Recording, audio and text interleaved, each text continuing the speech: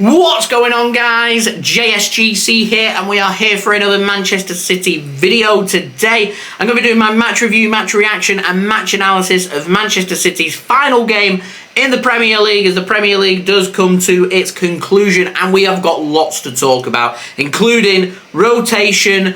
Was it the right thing to do? Are we losing our momentum?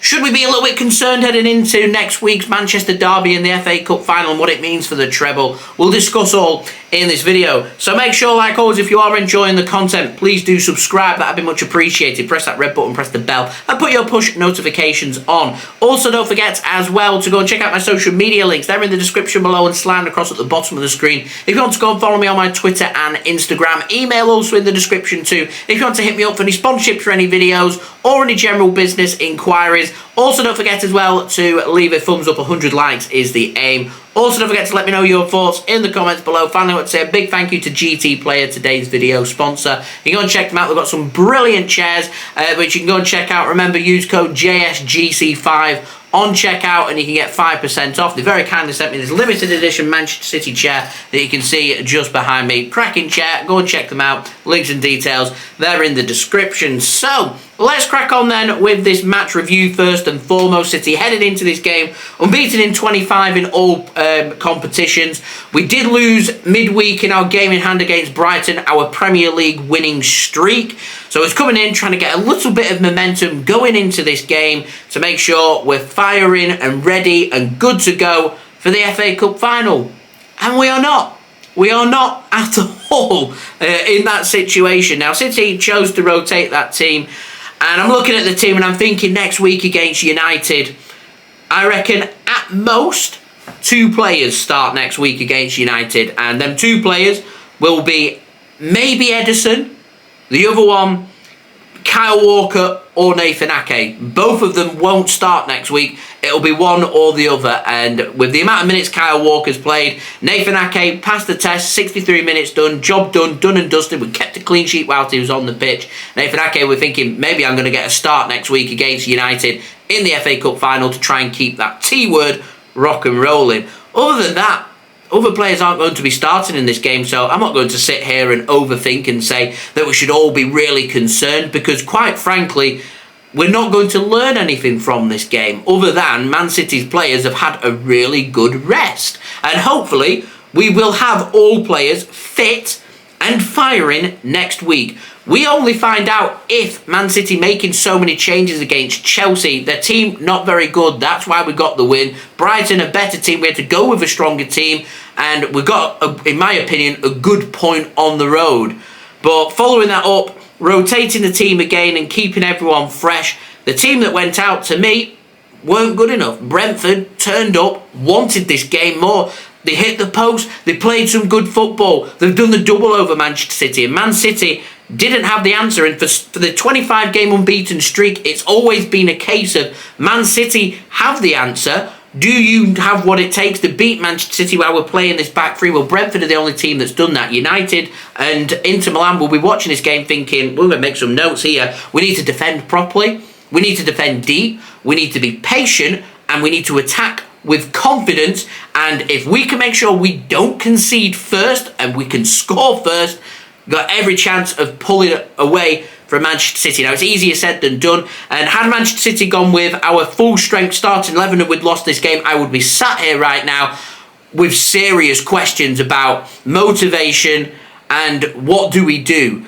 But the fact that 9, 10 players aren't going to be starting against United, they're not going to be starting against Inter Milan, I can't really draw up many conclusions. My only conclusion is Man City's rotated team and how we played in this game wasn't good enough, and a lot of these players haven't given Pep Guardiola a selection headache about who's going to be playing against United and who's going to be playing against Inter, because the large majority of the players that started in this game aren't not only going to be starting against United or Inter, they're not even going to get they might make the bench, but they're not going to come off the bench. They're not going to make the difference, because if you can't make the difference against Brentford, you're not going to make the difference against Manchester United or against Inter Milan in an FA Cup final or a Champions League final, respectively. And it's a great shame, because to me, our rotated team, you can have your divided opinions on it, but to me, some top quality players out there who, to me, haven't taken this game by the scruff of the neck and they haven't turned up. I'm looking at this game and I'm thinking Walker, Laporte, Ake, it's a decent defence. They need to keep things nice and tight and compact. Nathan Ake goes on 63 minutes. Brentford was still creating opportunities. They still took the game to Manchester City. Great to see Che Charles come on for Manchester City and get half an hour under his belt. That's brilliant, and I'd ideally like City to have got a result, so it'd be something for him to remember. But to me, not turned up, and again, no Ruben Dias, and Manchester City don't look half as good at the back. And Ruben Dias, we need to make sure he's fit and ready to do 180 minutes over the next 2 weekends, because if he's not, then Manchester United and Inter Milan, they'll smell blood. They'll be rubbing their hands.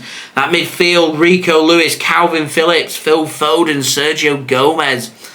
It's underwhelming. It's not quite Kevin De Bruyne or Ilkay Gundogan, Bernardo Silva, John Stones, Rodri, is it? Doesn't have the same feel to it. And to me, again, I don't think any of them players have given any kind of headache for Pep Guardiola. I've been impressed with what I've seen with Phil Foden over the last few weeks. City just didn't turn up here. The likes of Mahrez, Alvarez, none of the players have taken this game by the scruff of the neck. And my overall feeling for this, it's disappointing, because it means all this momentum, 25 games unbeaten, winning all these games, winning the Premier League, we've got the job done, and then we just kind of said, that's that. We're done now. We're going to have 2 weeks off. Manchester United got the job done, gone with a strong team and won the game at Old Trafford today against Fulham. Not the cleanest or the best of performances from United, but they'll be thinking right now, we grinded and got the job done. We've won. Manchester City haven't, and Manchester City now are going to have some things to think about in training. The players are going to be turning up tomorrow. I'm not going to be laughing. If I'm Pep Guardiola, I won't be turning up laughing and joking. I'd be like, this is the time where the players need to have serious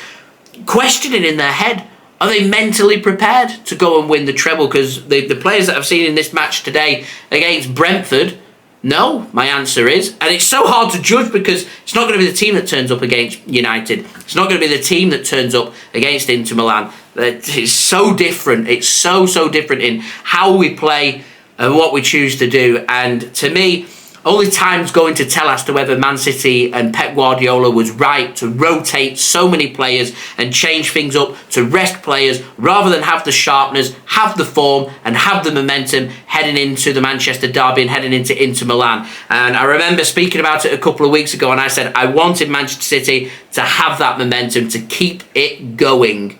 And as of right now, rotate a couple of times away from home, drop points in both games, a loss and a draw in there as well, and all of a sudden now I think there's some doubt in there. So I want to reassure everybody and say the team that went out against Brighton, the team that went out against Brentford, it's not the same team that's going to go out against United. It's a fully fresh, ready Manchester City, and as long as they're hungry, they play the same as what we did against Real Madrid, we will beat Manchester United and we will beat Inter Milan. That's the level we have to hit, and if we don't, I'm going to come back to these performances and say, why has Pep Guardiola not kept this team the same and kept the players nice and focused, nice and sharp as it is? Erling Haaland's not got the 40 goals for Manchester City. City haven't got that momentum going forward. But if we win against United, everything that I'm speaking about is redundant. It's pointless, because Man City got the job done. And we only know if what we've done over the last couple of games has been the correct decision. We will only know next Saturday if we beat Manchester United, and it will be very sweet to go and do so, and it will be horrific to go and lose, because that will be awful preparation going into a Champions League final, not winning in 3 games. They're looking so good just 10 days or so ago when we was playing against Real Madrid, and all of a sudden just takes that momentum away. Should we be concerned? As I said, we've rotated the team, and as long as we've got a full strength 11, that's Ederson in goal, Walker starting alongside Dias and Akanji. If Ake's fully fit, do I take Kyle Walker out? Maybe. A midfield made up of John Stones, Rodri, Gundogan, De Bruyne, Bernardo on the right, Grealish on the left, Haaland going through the middle. As long as all these players are fit, raring to go, motivated and sharp, Manchester City will have more success between now and the end of the season. And that's where the focus has to be. And unfortunately, I don't think our players in and around the squad have done enough to give Pep Guardiola enough of a headache heading into these big cup finals. Maybe Phil Foden, maybe one of Walker or Nathan Ake, depending on who City want to go with, is going to give a little bit of a selection headache. Got a great core squad of 13, 14 players. You dip below that though, and once again we have some concerns. And to me, that's in the summer market is what City need to be having a good think about. The likes of Cole Palmer, Sergio Gomez, Kalvin Phillips. Is that the direction we want to be heading into? Because if one or two first team players do end up leaving, these are not the players, in my opinion, that I want Manchester City replacing our first team players with, because time and time again I have to question all about the quality and what Manchester City are looking for. And what we saw today against Brentford, we're travelling up and down the country. They're hard-earned money, because it takes a lot of effort with the 2 cup finals coming up for the fans to travel down to Brentford. And what we saw today, in my opinion, I know it doesn't mean that much, but to me, the performance and how City played today, not good enough. And Brentford done the double over Manchester City. It's been a great season in the Premier League. There's certainly, though, room for improvement. And it's the first time we've won the trophy, the Premier League trophy under Pep Guardiola, I think, that we've not hit 90 plus points. And considering we were sitting on 88 points with 2 games to go and the job's being done, to me, you want to strive for perfection. You want to keep things nice and sharp. You want to be doing the best that you can be game after game after game. We've got to manage the situation. Pep's got to manage the situation.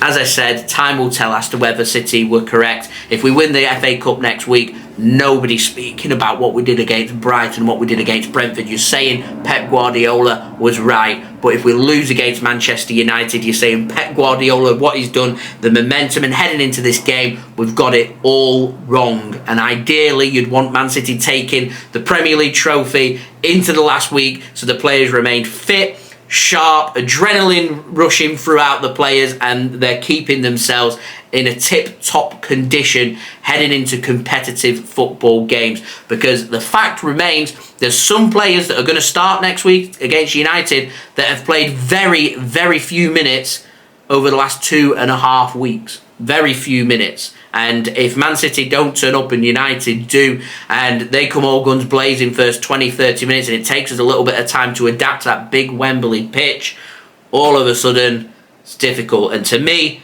it has to be full strength next week. Anything other than full strength for City, and I think other than Ederson or Ortega Moreno, everyone else, to me, the squad selects itself. And I don't think the rotated players have done enough over the last few games to make me think otherwise. They're my thoughts. Do let me know your thoughts in the comments below. Subscribe if you're new around here. Plenty more City content to come. Also, don't forget as well to leave a thumbs up. 100 likes is the aim. Social media links, they're in the description below and slide across at the bottom of the screen if you want to go and follow me on my Twitter and Instagram. Email also in the description too if you want to hit me up for any sponsorships for any videos or any general business inquiries. TikTok link also in the description if you want to go and follow me on there. Also, don't forget as well to go and check out today's video sponsor, which is brought to you by GT Player.